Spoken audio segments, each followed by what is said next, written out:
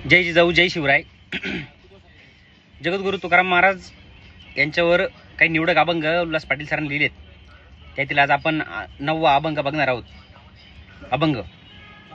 रात्री दिवस आम्हा युद्धाचा प्रसंग, अंतर्बाह्य जग आणि मन, जीवा ही अगोज पडती आघात, येऊन या नित्य नित्य वारू, तुका म्हणे तुझ्या नामाची या बळे, अवघी यांचे काळे केले तोंड. याचा मराठीत अनुवाद असा केलाय पाटील सरांनी. आम्हाला मनात आणि जनात अहोरात्र युद्ध करावं लागत आहे. आमच्यावर सतत होणाऱ्या जीवघेण्या आघाताचं आम्ही निवारण करतो आहे. तुकाराम महाराज म्हणतात, हे देवा, केवळ तुझ्या नामाच्या बळावर मी सर्वांचं तोंड काळ केलं आहे. माणसाला नेहमी 2 पातळ्यांवर लढावं लागतं. एक लढाई स्वतःशी असते तर दुसरी लढाई जगाशी असते. ध्येयनिष्ठ माणसाला आधी स्वतःशी लढावं लागतं. आपलं ध्येय साध्य करण्यासाठी आपल्यातले स्वभाव दोष, कमतरता, आपला स्वभाव, आपल्या वाईट सवयी, चालीरीती, आपल्यावरचे संस्कार, आपली मानसिकता आणि नातीगुती यांच्याशी लढावं लागतं. आळस, धरसोड वृत्ती, आरंभशूरता, बेजबाबदारपणा, कचखा वृत्ती, भेकडपणा, चंचल स्वभाव, उथळपणा, रूढीप्रियता हे दोष दूर करण्यासाठी, विजिगीषुवृत्ती अंगी बाणवण्यासाठी ही लढाई असते. दुसरी लढाई बाह्य जगाशी असते. समाजही रूढीप्रिय असतो. मागचं तसंच पुढं चालवायचं.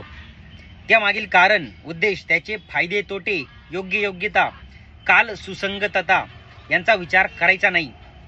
जो विचार करील त्याला पाखंडी ठरवून बहिष्कृत करायचं, त्याला छळायचं.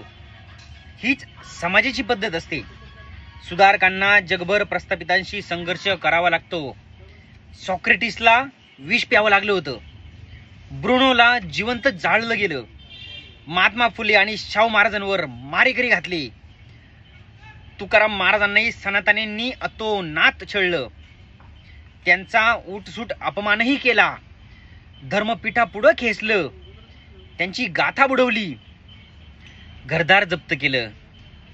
त्यांना काटेरी फांदीने मारहाण केली. हो, त्यांच्या कीर्तनात रोज व्यत्यय आणला जात होता या सनातन्यांकडून. पण जगद्गुरु तुकाराम महाराज म्हणाले, भीत नाही आता आपुल्या मी मरणा, दुःखी होता जना न देखवे. तुकाराम महाराजांनी उच्च नीचता नाकारली. सर्व एकाच देवाची लेकरं आहेत म्हणून सर्व समान आहेत असं सांगितलं. स्वतःला पंडित, ज्ञानी म्हणवणाऱ्या आणि अस्पृश्यता पाळणाऱ्या धर्मठगांचे वाभाडे काढले. त्यांच्या ढोंगीपणावर, दांभिकपणावर कठोर शब्दात कोरडे ओढले. सर्व माणसं समान आहेत, अवघी एकाचीच विण, तेथे कैचे भिन्नाभिन्न असा प्रश्न निर्माण केला. मानवी एकतेचा पुकारा केला. समतेसाठी धर्मसत्तेला आव्हान दिलं.